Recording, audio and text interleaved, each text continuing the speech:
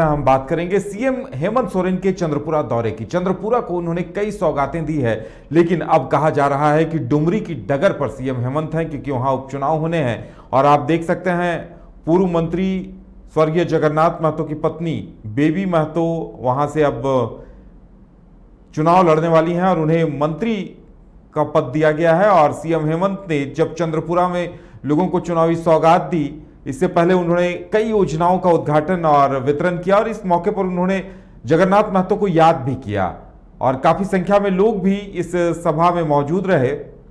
आप देख सकते हैं टीवी स्क्रीन पे भी हम आपको लगातार दिखा रहे हैं कि जगन्नाथ महतो को श्रद्धांजलि देने के साथ ही सीएम ने इस कार्यक्रम की शुरुआत की और जगन्नाथ महतो को याद करते हुए कि किस तरह से वो आम लोगों की समस्याओं को लेकर मुखर रहते थे और कोरोना काल में भी किस तरह से आम लोगों के लिए उपलब्ध थे, इन तमाम चीजों को सीएम ने याद किया।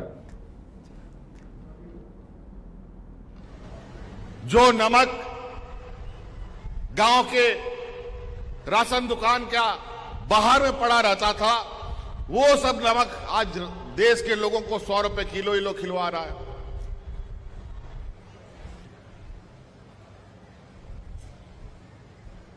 आज अमीरी और गरीबी की जो खाई है निरंतर बढ़ रही है। ना जाने मुझे ऐसा क्यों लगता है, ये अमीरी गरीबी का अंतर खत्म नहीं करना चाहते, बल्कि गरीबों को ही खत्म कर डालो। आज पूरा देश के अंदर एक ऐसा माहौल बन रहा है, आपको मालूम है मणिपुर में क्या हालत है।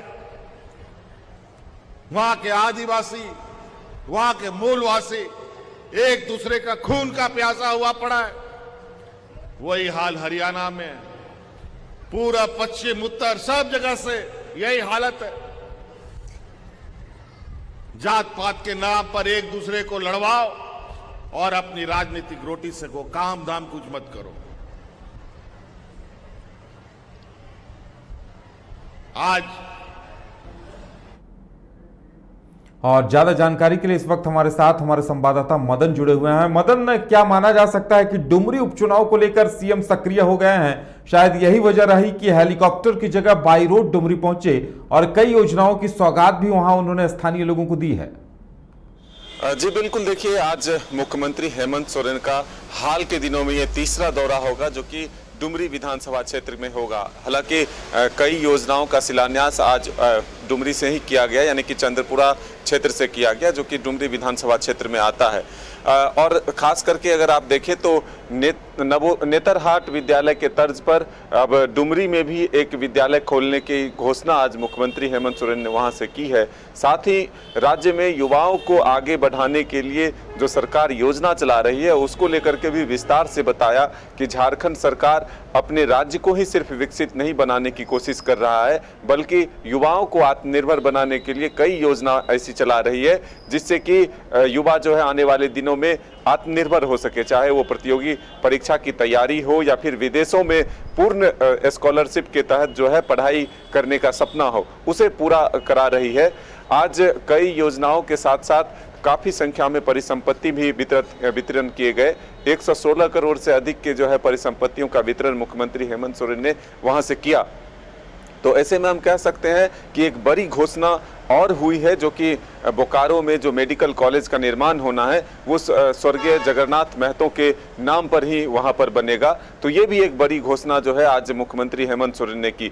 आपने कहा कि बाय रोड मुख्यमंत्री हेमंत सोरेन वहां तक पहुंचे। पहले कार्यक्रम हेलीकॉप्टर से ही जाने का था, लेकिन मौसम के बदलाव की वजह से कार्यक्रम को स्थगित नहीं किया गया, बल्कि मुख्यमंत्री हेमंत सोरेन समय रहते ही वो बाय रोड पहुंचे और सीधे तौर पर लोगों से कनेक्ट कर एक मैसेज देने की कोशिश की गई। भारी संख्या में लोग भी उस कार्यक्रम में शामिल हुए। तो एक मैसेज है और इसे अब विपक्ष जो है वो जरूर सवाल खड़ा कर रही है कि आखिर डुमरी उपचुनाव को देखते हुए मुख्यमंत्री का दौरा जो है उस क्षेत्र में लगातार बढ़ता जा रहा है और इन्हें हार का डर सता रहा है। पहले तो वो मंत्री बनाते हैं और इससे भी अब उनका जो है कहीं ना कहीं फीडबैक जो है कमजोर हो रहा है कि वो डर सता रहा है उनको कि आखिर ये सीट हम किसी तरह हार न जाए। तो इसको लेकर के अब वहां पर अलग अलग तरह की योजनाओं की शुरुआत या फिर बड़े बड़े घोषणा जो है वहां जाकर कर रहे हैं। ये तो विपक्ष का आरोप है, लेकिन सत्ता पक्ष के लोगों की अगर माने तो डुमरी क्षेत्र ही नहीं बल्कि आसपास के कई इलाकों का या फिर पूरे बोकारो जिले का जो है एक तरह से कहें तो मुख्यमंत्री जो है विकास कर रहे हैं और वहीं से कई योजनाओं का उद्घाटन और शिलान्यास पूरे जिले के लिए कर रहे हैं। तो इस पर अब सियासत जरूर शुरू हुई है, लेकिन ये माना जा रहा है कि जो आने वाले दिनों में उपचुनाव होने वाले हैं उसको देखते हुए सत्ता पक्ष की ये एक तैयारी है। बिल्कुल मदन, एक बात ये भी गौर करने वाली है कि सीएम जब चंद्रपुरा पहुंचे लोगों को सौगात देने, तो इस ऐसे मौसम में भी लोगों की अच्छी खासी भीड़ दिखी है वहां। बिल्कुल, देखिए वहां पर भीड़ काफी थी, लेकिन और इसका फायदा भी मुख्यमंत्री ने उठाया और सीधे तौर पर राज्य भर के लिए किसानों को एक संदेश दिया है कि मौसम और जो फसल है उस दोनों पर सरकार की निगाहें हैं। पिछली बार भी सुखाड़ की स्थिति हुई थी और इस बार भी औसत से कम बारिश हुई है, तो ऐसे में सरकार जो है आने वाले दिनों में एक बड़ा फैसला ले सकती है किसानों के हित में, तो वो निर्णय भी लिए जा सकते हैं। लेकिन फिलहाल सरकार की नजर जो है बारिश मौसम पर है और फसल दोनों पर है, तो जैसे ही स्थिति जो होगी उसके हिसाब से सरकार फैसला लेने के लिए तैयार है। ऐसे में किसानों के हिम्मत हौसले जो है वो बढ़ाने में मुख्यमंत्री ने वहां से एक मैसेज जरूर दिए हैं। चलिए मदन, हमारे साथ जुड़ने के लिए और तमाम जानकारी देने के लिए आपका बहुत बहुत धन्यवाद।